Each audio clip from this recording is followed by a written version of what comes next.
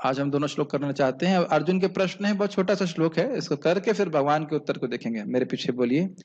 अर्जुन उवाच अर्जुन उवाच कैर्लिङ्गे स्त्रीन् गुणानेतान् कैर्लिङ्गे स्त्रीगुणानेतान् अतीतो भवति प्रभो अतीतो भवति प्रभो किमाचारः कथं चैतान् किमाचारः कथं चैतान् स्त्रीन् गुणान् अतिवर्तते।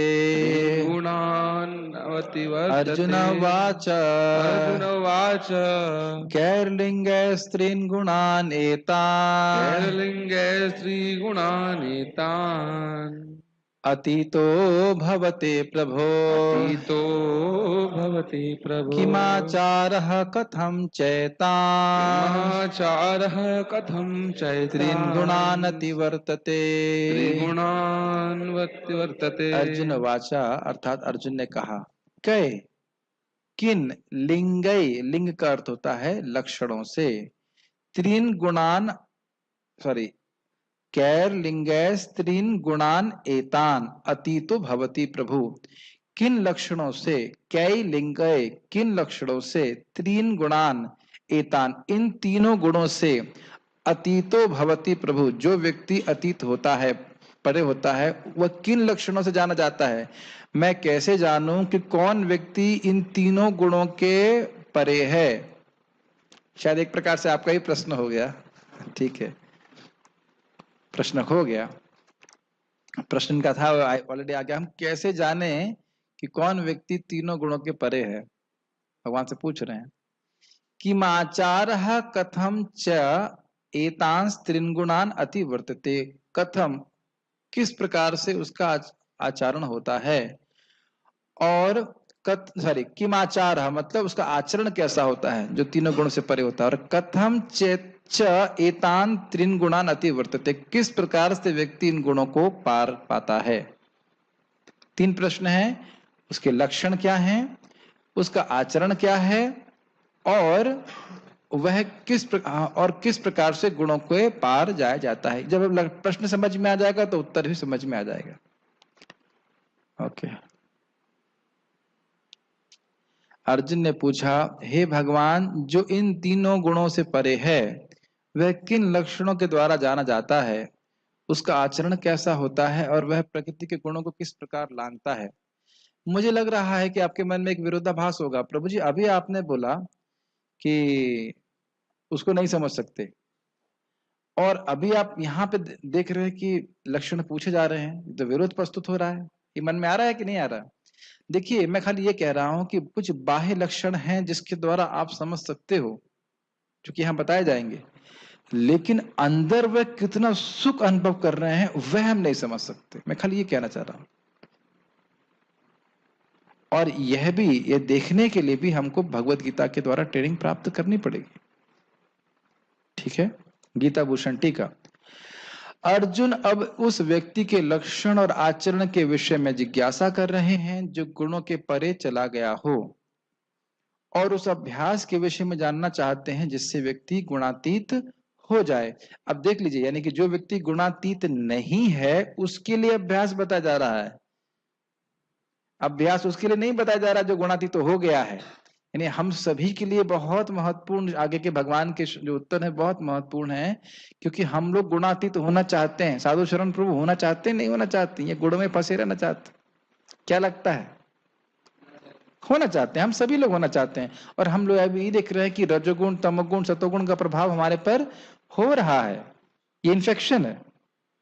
तो इस संबंध में हम लोग काफी महत्वपूर्ण चर्चाओं को सुनेंगे। पहला प्रश्न है कि वे क्या लक्षण हैं जिससे व्यक्ति जान सके कि वह गुणों के पार हो गया है। मतलब यह लक्षण उसको अब स्वयं देखने हैं, वो स्वयं अनुभव करेगा। जैसे मैं बीमार था तो हाथ पैर में दर्द हो रहा था, दवा खाई तो हाथ पैर में दर्द कम हुआ। कृष्णा प्रभु, आपको भी कुछ हुआ था ना, कि हुआ नहीं? इस प्रकार से बुखार हो रहा था, देख रहे थे बीमारी है, ये शरीर रूपी यंत्र कुछ गड़बड़ हो रहा है, और अब दवा खाई है तो दवा कुछ बीमारी में कमी आई है। ये समझ रहे हैं ना? तो लक्षण मतलब खुद कैसे अनुभव करेगा। दूसरा प्रश्न है कि उसका आचरण कैसा होता है। क्या उसका आचरण स्वेच्छामय होता है या नियमित होता है? स्वेच्छा मतलब खुद की इच्छा से, स्वेच्छामय मतलब होता है, देखिए जैसा गुण प्रेरित कर रहे वैसा होता है। स्वेच्छामय आचरण मतलब गुणों के साथ जो प्रेरणा मिल रही, रजोगुण के अनुसार या तमोगुण के अनुसार जो प्रेरणा मिली उसके अनुसार वो कार्य कर रहा है, तो वैसा कर रहा है या शास्त्र के अनुसार नियमित चलता है। तीसरा प्रश्न है कि वह कौन सा अभ्यास है ये जिसके द्वारा व्यक्ति गुणातीत हो सकता है। भक्ति है तो वह स्पष्ट है। पहले प्रश्न क्या है,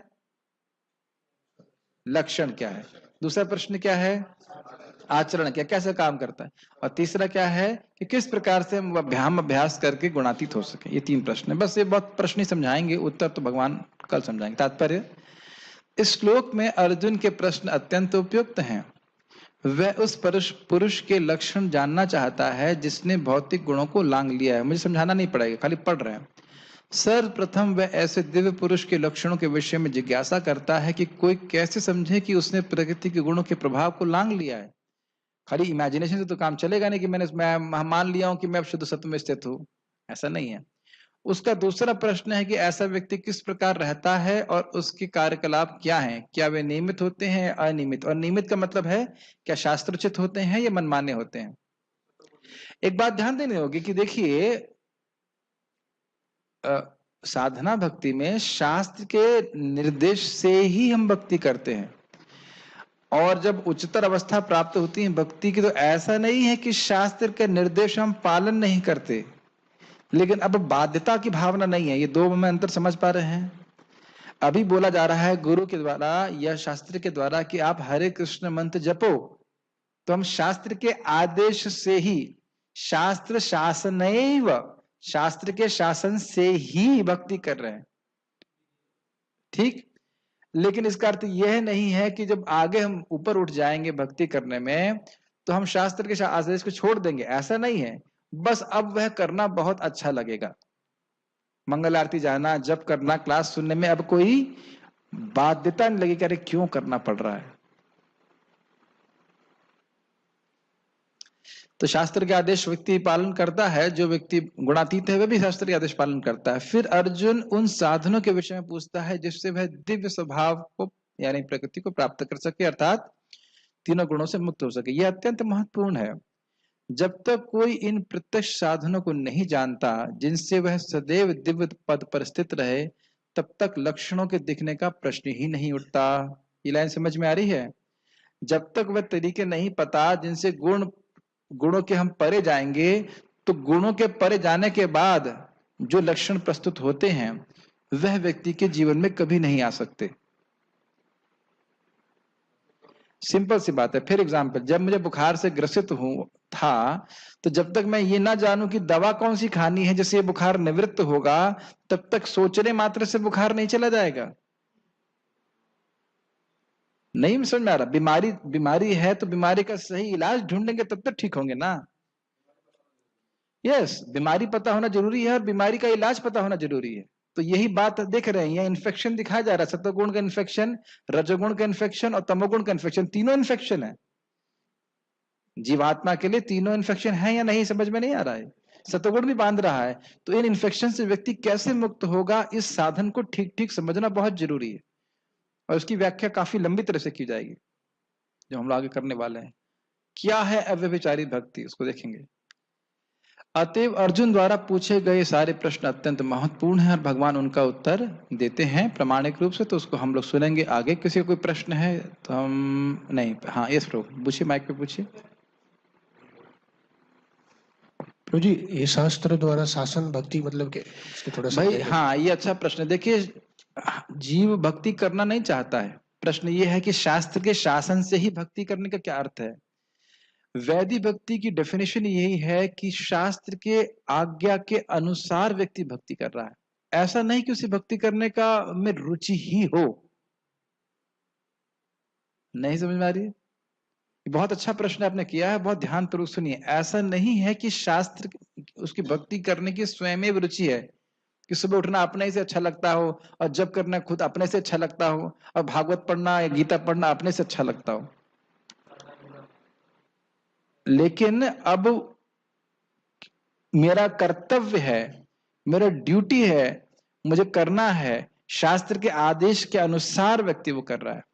और साथ साथ शास्त्र यह भी बताते हैं कि इन क्रियाओं को करने से आपको लाभ क्या प्राप्त होगा। जैसे भगवान बोला जाता है कि जो अश्वमेध यज्ञ कर रहा है और जो भगवान को प्रणाम कर रहा है वो एक ही स्तर के नहीं है। क्यों नहीं है? क्योंकि अश्वमेध यज्ञ करने वाले को दोबारा जन्म लेना पड़ेगा, लेकिन जो कृष्ण को प्रणाम कर रहा है वह व्यक्ति दोबारा जन्म नहीं लेगा। तो अपने जीवन में आप देखेंगे जब हम शास्त्र के शासन से ही भक्ति कर रहे हैं, तो शास्त्र को जब हम बार बार सुनते हैं तो हृदय में भक्ति करने की प्रेरणा का अनुभव करते हैं। और इसे कहते हैं शास्त्रीय श्रद्धा। भले ही मुझे अनुभव प्राप्त नहीं हो रहा है अभी, ऐसा नहीं कि मैं नाम के रस में डूब रहा हूं, अभी ऐसा राग नहीं आया है, लेकिन शास्त्र में जो वचन है, शास्त्र का जो आदेश है कि तुम ये करोगे, एक ही नाम से अनंत जन्मों के पाप नष्ट होते हैं, तुम इसे करते रहो, हरे कृष्ण मन जपते रहो, तुम्हारा परम कल्याण होगा। शास्त्र बोल रहे हैं ना बार बार, तो व्यक्ति को करना चाहिए। प्रभुपाद इसको आगे भी समझाएंगे कि शास्त्र के अनुसार चलने से ही व्यक्ति दिव्य जीवन जी सकता है। सीधी सीधी बात है, हो सकता हो कि मुझे वेजिटेरियन चीजें खाना पसंद हो, ठीक है, लेकिन क्या मैं उससे कर्म बंधन में फंसूंगा या नहीं फंसूंगा? फंसेंगे। तो शास्त्र क्या कह रहा है? नहीं, इसको भगवान को समर्पित करके प्रसाद ग्रहण करोगे तब मुक्त होगे। तो शास्त्र के आदेश के अनुसार जब हम चलते हैं तभी इन गुणों के इन्फेक्शन से हम दूर हटेंगे। और मैं शास्त्रों की बात कर रहा हूं तो मतलब भगवत गीता और भागवत जैसे शास्त्र, तब हम मुक्त हो पाएंगे। Does it make sense? इसीलिए शास्त्र का अध्ययन, शास्त्र का प्रवचन, श्रवण ये बहुत आवश्यक है ताकि श्रद्धा बनी रहे। यदि हम शास्त्र के वचन नहीं सुनते हैं तो श्रद्धा डाउन हो जाती है और फिर व्यक्ति का उत्साह कम हो जाता है। ये आप प्रत्यक्ष देख रहे हो कि नहीं देख रहे हो? और लगातार माया प्रीचिंग करती रहती है, तुम हरे कृष्णा कर रहे हो, उससे क्या होगा? कुछ होगा कि नहीं होगा? तभी तो लोग हरे कृष्णा करना बंद कर दे रहे हैं। भक्त संग से छूट जाते हैं, कथा सुनते नहीं हैं, तो क्या होता है? यही होता है। तो जब हम बार बार भक्तों के संग में आते हैं तो सुनते हैं, श्रवण कीर्तन करते हैं, तो श्रद्धा बनी रहती, बढ़ी रहती, उससे हम उत्साह बना रहता है, भगवान की भक्ति करते रहे। ठीक है, ठीक है। और कोई प्रश्न है? Okay, so we shall stop here. हम अपने इंग्लिश क्लासेस शुरू करेंगे।